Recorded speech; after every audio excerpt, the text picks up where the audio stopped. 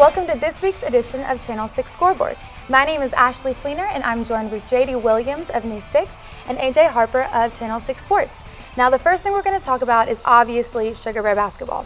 The Sugar Bears clinched the regular season Southland Conference title on Saturday with a blowout win against Texas A&M Corpus Christi. Do you think that this gives the team a boost going into the tournament?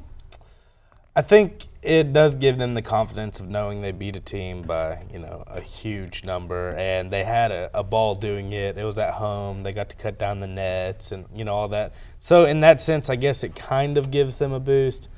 But, it really doesn't help with the preparation for the actual game. It was a team that they should have beat handily. It was one of the worst in the conference.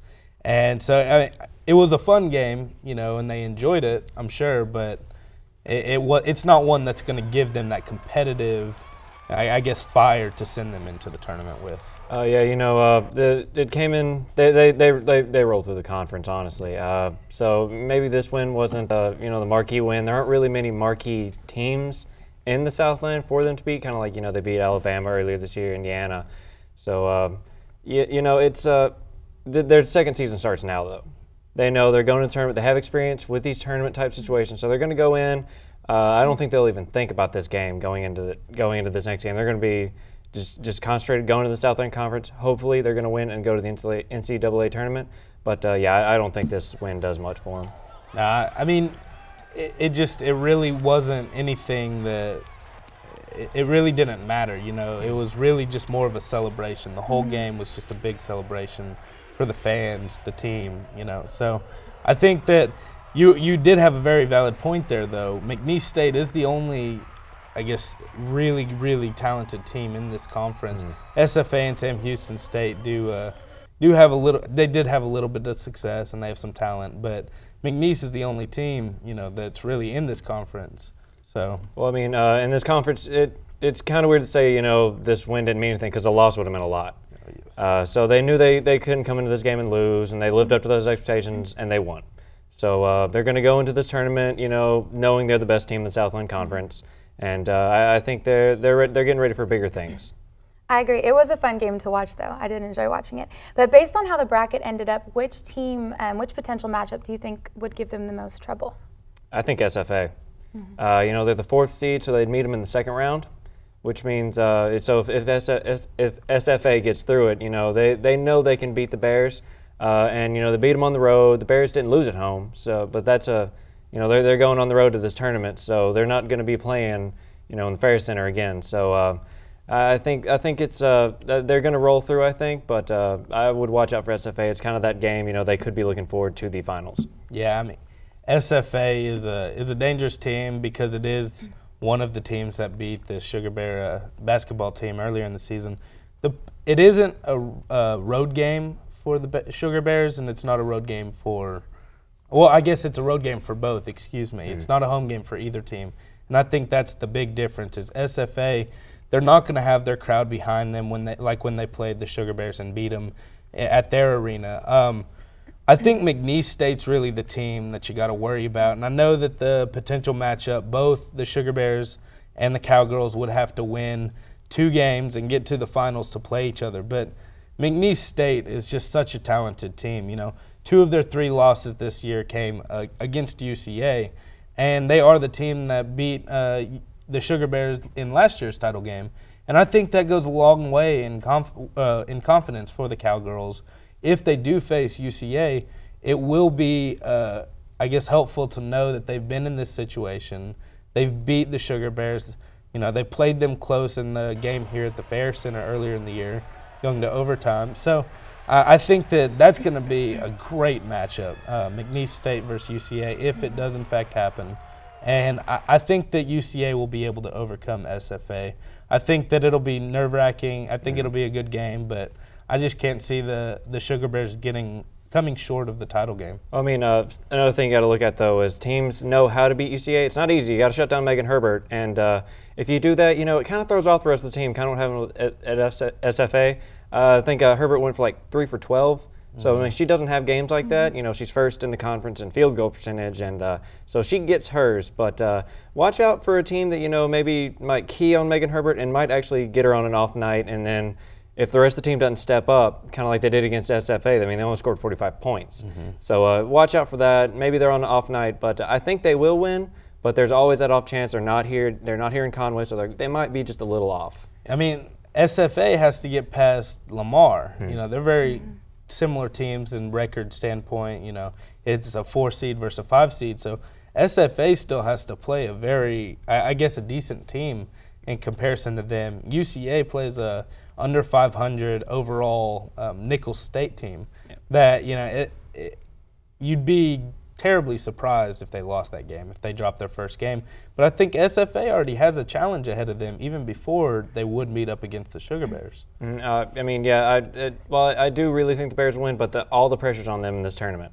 You know, McNeese has that, you know, that pressure being, you know, the next best team, but the Sugar Bears are coming in knowing they're the best team here. So kind of look for that, see what Coach Daniels does with that. Now, you talked about Megan Herbert a little bit. Do you think that there's any other girl that will be an X factor for the Sugar Bears going into the Southland Conference tournament? What do you think? I'm going to have to go with Nakia Guyton because she is the senior point guard of this team. She does average almost 3 assists and 10 points a game, but it's more than that. Defensively, she's second on the team in blocks as the point guard. You know, she's really just a good leader. She's a hustle player. She's always on the floor. She's always doing the dirty work. So I think that she's really going to have to provide a lot of leadership behind Megan Herbert there for the Sugar Bears in the tournament if they want to get through. I think the whole team, you know, is so evenly spread out and so talented that I think there'll be a few of them that'll pop out to us, you know, who had a great tournament. But I think Nakia Guyton's leadership is crucial. Yeah, I'm looking at Micah Rice for this. She has an 8-point average, and she leads the team with 48 3-pointers made. And I think if they're going to win games, got to nail those threes. So you get some of that pressure off Megan Herbert. If they're double teaming her, you know, down in the post, they can, you know, throw that ball out to Micah, and she can nail a 3. Hopefully, I mean, she's 9th in the Southland Conference in her 3-pointers, but you know, I think that's going to be a key for UCA winning any games in this tournament, and even going on to the NCAA tournament if they make it there, is going to be can they make those 3s, and can Megan Herbert, you know, get her numbers, but also facilitate the team enough to for them to get theirs, and so they can actually compete with teams, you know, of a higher caliber if they do get to that point. You know, Micah Rice is a very important part of this team. The Sugar Bears went on the road and dropped a game a little over a week ago to southeastern Louisiana, and Micah Rice went 2 for 14 in the game. Yep. And, you know, that shows that her taking those shots and not being able to hit them really did affect this team. They shot terrible from the field as a team, but Micah Rice was struggling. So I think that she will be very important. The problem is I know that there's so many people on this team that can make 3-pointers. You know, Megan Herbert can make 3-pointers with pretty good consistency. So, you know, Micah Rice, she is a good 3-pointer. She's probably the best on the team, but she's a little bit more one-dimensional as opposed to more of a leadership and can do everything. So I think that it'll be interesting to see who shines here in the tournament. I mean, something to look at as well is you know, Megan Herbert leads the Southland in offensive rebounds. So kind of, you know, even if you know, the team's not feeling it from 3-pointers, she can get those offensive rebounds. That's another thing. And if she can stay strong defensively, you know, that's a good key for the Bears to win. Now, we've been talking about her a little bit, but we need to dedicate a topic to Megan Herbert because yesterday she won Southland Conference Player of the Year and she won Defensive Player of the Year. And although she finished second in points per game and rebounds in the Southland Conference, but just how dominant, we've talked about it a little bit, but just how dominant do you think she was this season? She was dominant. She's not what you've seen out of her, you know, in past seasons. She was a little bit below her career averages.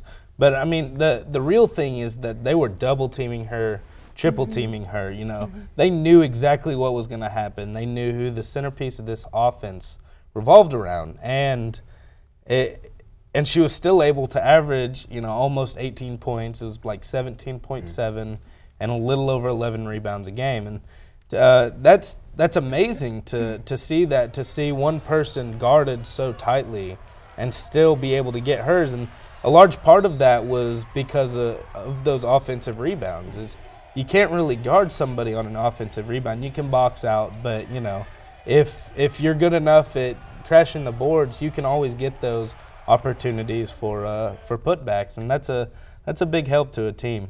Yeah, she's averaging a double-double. I mean, she was second in points and rebounds, but it's not like another person was first in both of them. Yeah. She definitely she was the best player in the Southern Conference. Even if her numbers were down, she was still by far the best player in the conference. She was the reason the Bears won 24-5.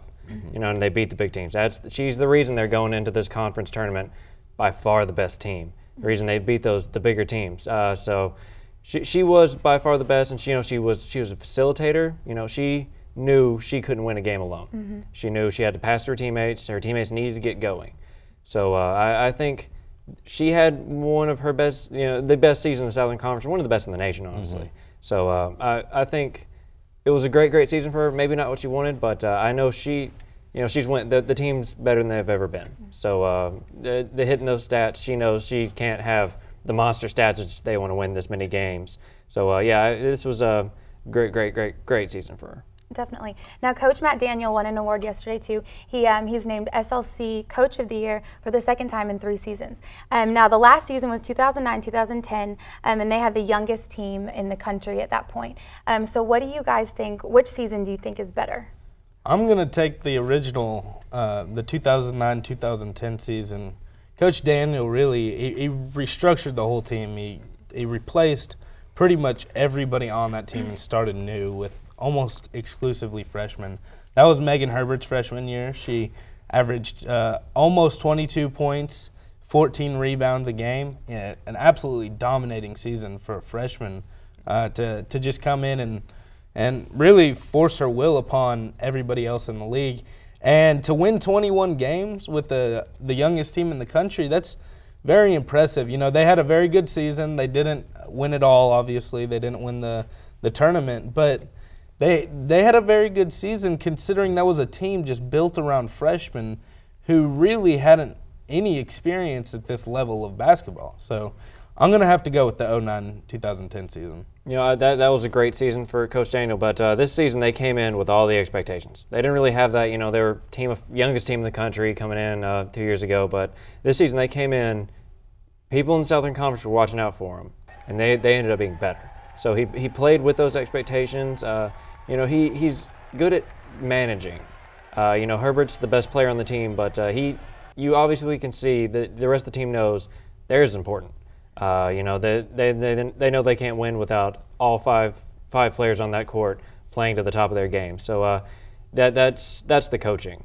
So I really think just with all those expectations though, because everyone's saying they're going to go to the NCAA tournament, they're going to do this, and you've seen a whole lot of teams in all sports just fall under that kind of expectation. I mean, the thing is they've had so much success in the Southland Conference the previous 2 seasons that all it did is give them more experience and a more of a, they got there to the peak almost, and then they just couldn't finish it. They've been very good teams the last 2 seasons. They just couldn't finish. And so I think that they were given these expectations. Well, here you go. Are we going to do the same thing? Or are you going to step your game up? And I think that 2 years of experience means a lot. If we're talking about from the Coach of the Year standpoint, him getting named Coach of the Year in both of these years, I say that it was with the freshmen because as a new coach at a program, as a coach, and you have all new players, a whole new program basically, and you put it out there and you get 21 wins and win Coach of the Year, I think that was certainly a little bit more difficult as a coaching feat. When you have all this talent and all these experienced players, and in the last couple of years, new players have come in too to supplement the talent and the bench. But I think when you have all this talent, it makes it a little bit easier managing the team. The team has great chemistry. It's just basically putting it out there and see who can be the most productive, not just if they will be productive. I mean, the best part of it is, 2 years ago when he won it, you knew he was good, but then he won it again this year. So he's slowly building up this team, and it just shows how good of a coach he is, that he can win that with all freshmen, then come back again, have a better season. You have more experienced players, but he had a better season this year. And it's also kind of looking forward to next year even. how good they're going to be even then, and see if his coaching can continue to just go upward and with this strong UCA team in the Southland Conference. I mean, that's a great point. It still is only a junior class, you know. All those freshmen, they're still only juniors. You know, we're just past halfway. I guess now we're about 3/4, but they still got their senior year. If they can make some noise this season here in the tournament and maybe in the NCAAs, the sky's really the limit for next year, you know. You also got to look, though, 2 years from now when all those freshmen They're leave. all gone. So that'll be another big showing of how good of a recruiter he is, really. Not really a coach, but I think he's earned, you know, being the best coach in the Southland Conference these 2 years, though. All right, well, one quick question before we take a break. Who do you think is going to win the Southland Conference tournament? You know, if I were to put money on this at all, I would go with the team that's most likely to win here, who I think has just outstanding odds to win. That's UCA. So I think the UCA Sugar Bears are going to roll through this tournament, maybe win most of the games by double digits here. I think UCA is the best team in this tournament, but I just the clutch situations and the fact that McNeese State has so much confidence facing the Sugar Bears over the past couple of seasons, I think that gives them the edge, and I think it's going to be a great title game. But if UCA and McNeese State end up in the title game, I'm a little bit worried, and I think that McNeese State might actually come out with the win. Well, hopefully not, but we will find out. We're going to take a break right now, but when we come back, we'll talk about Bear baseball and some Bear basketball. Stay with us.